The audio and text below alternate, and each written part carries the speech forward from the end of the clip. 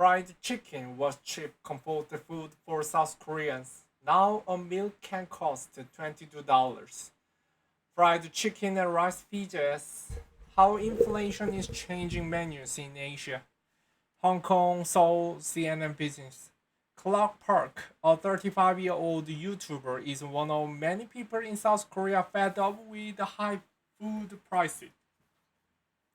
That's why he grabbed his camera and joined a huge throng of shoppers clamoring for cheap fried chicken one August morning at Home Plus, a hypermarket chain that had just slashed 12% off its already heavily discounted prices. There were already over 50 people lined up, Park told CNN Business, adding that many arrived early and waited well over an hour. We all ran together to the deli as soon as it opened. That's when I felt the craze of fried chicken. Fried chicken has long been a favorite of customers in South Korea, and now it also underscores the country's inflationary woes, with the food prices across the board weighing more on wallets lately. People running to buy discounted fried chicken at Home Plus, a Korean hypermarket, in a popular YouTube video. The average cost of fried chicken in South Korea was up 11.4% in August compared to the same month on a year ago, outpacing price jumps of other popular dining items such as kimchi, stew, or beef barbecue, according to government data. Consumers might be feeling an even bigger pinch, depending on how much restaurants or supermarkets pass on their cost. In some cases, retail chicken prices have gone up by more than 50% over the past 2 years, according to Jong Woo Park, a South Korea economist at Nomura.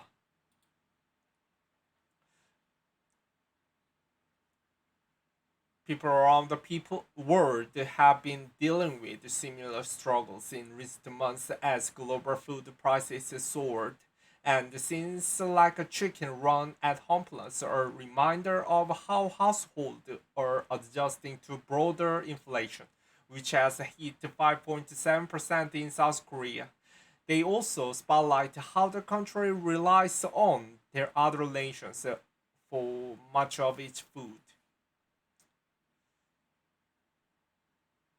A national food. Fried chicken is a huge cultural touch point in South Korea, similar to British fish and chips, which have also gotten more expensive this year. Many people see it as a must have snack at sporting events, and it's not uncommon for consumers to pick it up several times a month. Anyone visiting the country is bound to stumble on a local chicken and beer or chimak joint. That's because the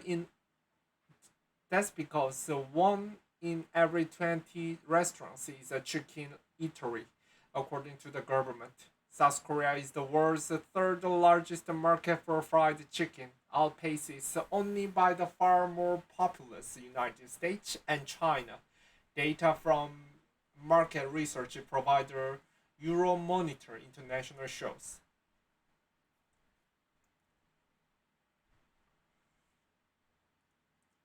Crispy chicken can be called a national food in South Korea, such as kimchi, bulgogi, and bibimbap, said Clark Park, the content creator, referring to other staples that locals cherish. Like other cultural favorite dishes, it's also serious business. Korean chicken restaurants booked $7.9 billion in revenue in 2021, according to Euromonitor. This kind of devotion has created a conundrum, conundrum for stores, which must take care of their bottom lines without alienating consumer customers. All costs relate to the Fried chicken are rising very fast, said Chung Woo Park, the Nomura economist, adding that vendors are being hit by soaring cost of oil, rent, label, delivery services, and even chicken feed. In response, he added some restaurants have started using robots to bring labor costs down. Fried chicken war. Sellers have taken vastly different approaches to the situation in recent months. Leading chicken chains have raised the menu prices by the average of 2,000 Korean won, $1.5, according to Yeonjung Park, a senior research analyst of food and nutrition at Euromonitor, citing the rising prices of ingredients.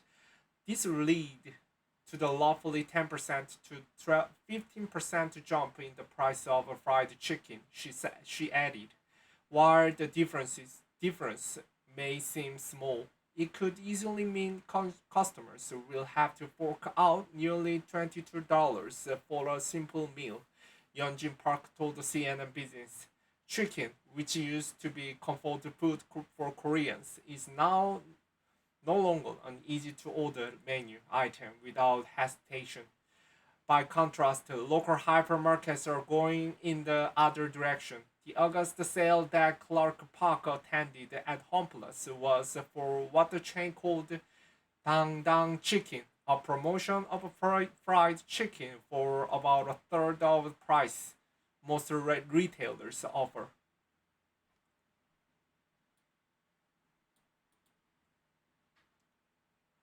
Other stores are feeling pressured to follow suit, albeit only for a short period.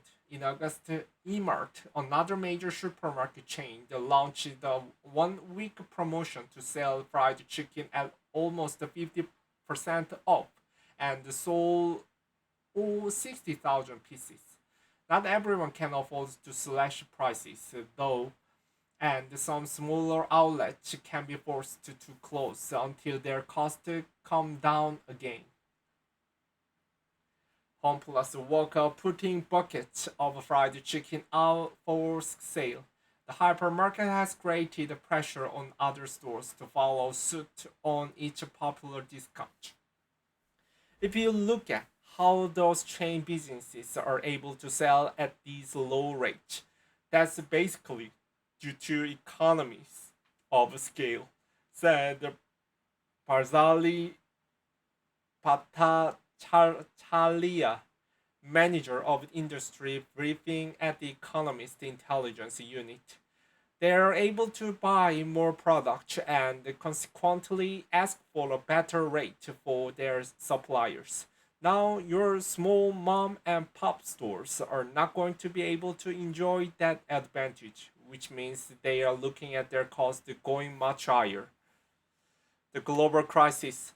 One reason South Korea is facing such problems is that it imports almost half of its food, according to the EIU.